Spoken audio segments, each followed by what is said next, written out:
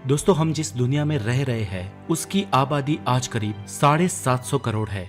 और इस दुनिया का सबसे बड़ा सवाल ये है कि आखिर ये 750 करोड़ लोग यहाँ पर आए कहाँ से। आखिर इस पृथ्वी पर जीवन का जरिया क्या है और यहाँ बाकी प्राणियों का निर्माण कैसे हुआ। इस सवाल का जवाब ढूंढने की कोशिश कई हजारों सालों से की जा रही है। ग्रीक साम्राज्य के समय में भी कई फिलोसोफर्स ने अपनी तरफ से इस सवाल का जवाब देने की कोशिशें की है। ग्रीक एम्पायर में एरिस्टोटल और प्लेटो जैसे कई बड़े फिलोसोफर्स हुए। ये दोनों ही दोस्तों सोक्रेटिस या जिसे हम सुकरात कहते हैं उनके शिष्य थे। सोक्रेटिस का शिष्य था प्लेटो, प्लेटो का था एरिस्टोटल और एरिस्टोटल का शिष्य था द ग्रेट अलेक्जेंडर या जिसे हम सिकंदर कहते हैं। धरती पर प्राणियों के अस्तित्व के विषय में एरिस्टोटल ने लिखा है कि जिस समय धरती का निर्माण हुआ था उस समय निर्जीव चीजों के द्वारा सजीव चीजों का निर्माण हुआ था। वैसे तो ये थियरी आज के समय में बिल्कुल बेकार लगती है, लेकिन उस समय साइंस इतना इवॉल्व नहीं हुआ था, इसलिए इवोल्यूशन के एरिस्टोटल के इस अतरंगी जवाब को उसके बाद आने वाली कई सदियों तक सच माना गया। 17वीं शताब्दी में एक डच वैज्ञानिक हुए थे जिनका नाम जैन बैप्टिस्ट हेलमाउंट था और उन्होंने तो एरिस्टोटल की इस थियरी को सच साबित करने का प्रयत्न भी किया था। उन्होंने अपनी एक टी शर्ट को पहले तो खूब पसीने में भिगो दिया, इसके बाद 20 दिन के लिए एक बंद जगह पर रख दिया। 20 दिन बाद उन्होंने पाया कि उस टी शर्ट में कीड़े लग चुके थे और इसके बाद उन्होंने निष्कर्ष निकाला कि पक्के तौर पर निर्जीव चीजें भी सजीव को जन्म दे सकती है। हालांकि दोस्तों, आगे चलकर माइक्रोस्कोप का इन्वेंशन हुआ और माइक्रोस्कोप के इन्वेंशन से हमें ये पता चला कि इंसान के शरीर पर और न सिर्फ इंसान के बल्कि हर प्राणी या निर्जीव वस्तु पर भी करीब हर समय करोड़ों वायरस और बैक्टीरियाज मौजूद रहते हैं। अब ऐसे में जैन बैप्टिस्ट की टी शर्ट पर न जाने कितने वायरस और बैक्टीरियाज उस समय मंडरा रहे होंगे। लेकिन फिर वही सवाल हमारे सामने आकर खड़ा होता है कि आखिर इस धरती पर जीवन की शुरुआत कैसे हुई। इस सवाल का जवाब जानने से पहले हमें पहले ठीक ढंग से ये समझना होगा कि आखिर जीवन क्या होता है और उसकी प्रक्रिया क्या है। अगर मौजूदा वक्त की बात की जाए तो किसी भी प्राणी का अस्तित्व हमारे लिए कोई आश्चर्य की बात नहीं है। हम जानते हैं कि रिप्रोडक्शन के कारण इस पूरी दुनिया में चारों तरफ जीवन मौजूद है और इस रिप्रोडक्शन के समय डीएनए और आरएनए की मुख्य भूमिका होती है, जिसके कारण पहले वाले प्राणी की तरह ही एक और प्राणी का निर्माण होता है। ये दोनों मॉलिक्यूल्स किसी भी प्राणी के रिप्रोडक्शन के लिए जिम्मेदार है। लेकिन दोस्तों, यहाँ पर दो बातें हैं जो हमारी इस पहेली को और भी मुश्किल बना देती है। पहली ये कि डीएनए और आरएनए ये दोनों मॉलिक्यूल्स हमेशा से हमारी धरती पर मौजूद नहीं थे और जब ये इस धरती पर मौजूद ही नहीं थे तो इस धरती पर पहला प्राणी या पहला क्रीचर्स बना कैसे? क्योंकि आरएनए और डीएनए के बिना किसी भी क्रीचर्स का बन पाना करीब नामुमकिन है। आरएनए और डीएनए हर कोशिका में मौजूद होते हैं। ये जीवन की हर इंफॉर्मेशन को आगे बढ़ाते हैं और उन प्रोटीन का निर्माण करते हैं जो हमारे किसी भी तरह के ग्रोथ के लिए जरूरी है। ऐसे में पृथ्वी के पहले क्रीचर के अस्तित्व का पता तभी लगाया जा सकता है जब ये पता चले कि पहले आरएनए और डीएनए का सोर्स क्या था। आज से अरबों साल पहले भी धरती पर इतने ही एलिमेंट्स मौजूद थे जितने की आज है, वो 92 एलिमेंट्स।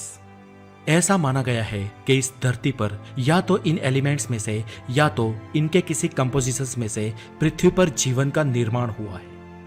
अब पृथ्वी पर जीवन का निर्माण कैसे हुआ इसका पता तो इतने साल पीछे जाकर तो नहीं लगाया जा सकता है, लेकिन ऐसा कुछ हुआ होगा इसका पता लगाने के लिए उस परिस्थिति को रिक्रिएट करने की कोशिशें की जा सकती है।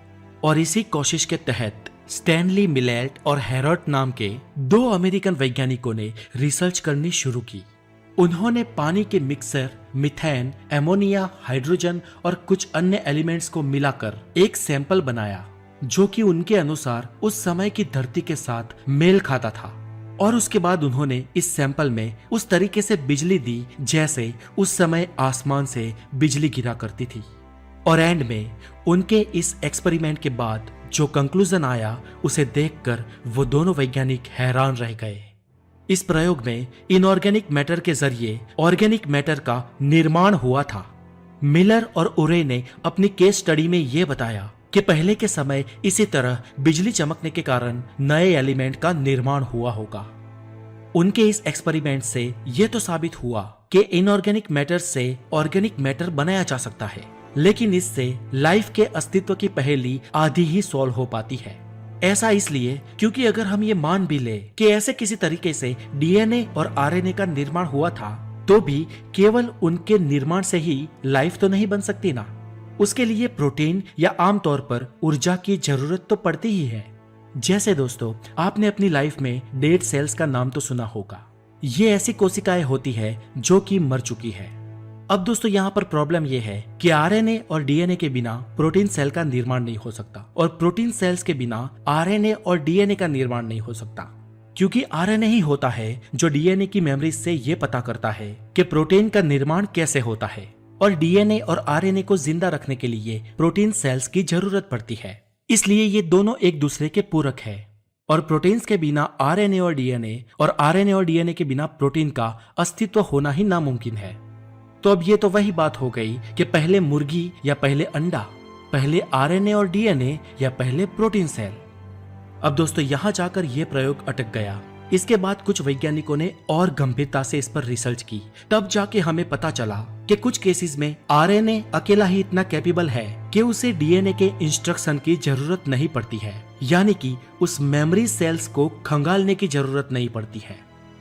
वैसे तो दोस्तों, ये एक अपवाद है, एक एक्सेप्शन है, किंतु करोड़ों गैलेक्सीज, अरबों तारे और असंख्य ग्रहों वाले इस यूनिवर्स का होना भी एक एक्सेप्शन ही है ना।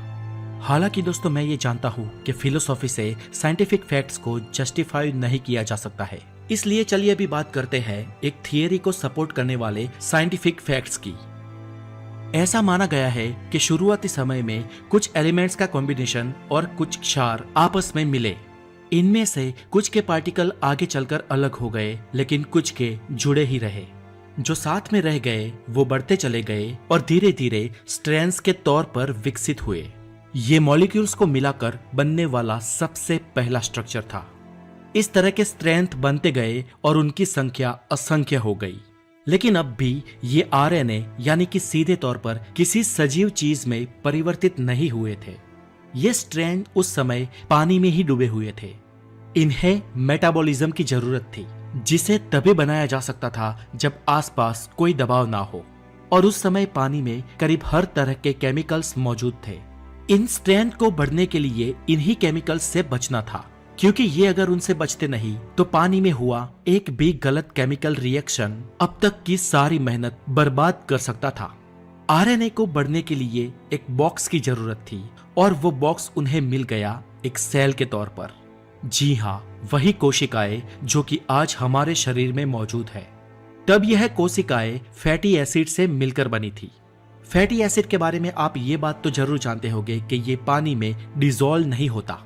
इसका सबसे आसान एग्जाम्पल है हमारे घरों में पाए जाने वाला ऑयल, जिसे पानी में डाल दे तब भी वो पानी के साथ नहीं मिलता, लेकिन ऊपर तैरने लगता है।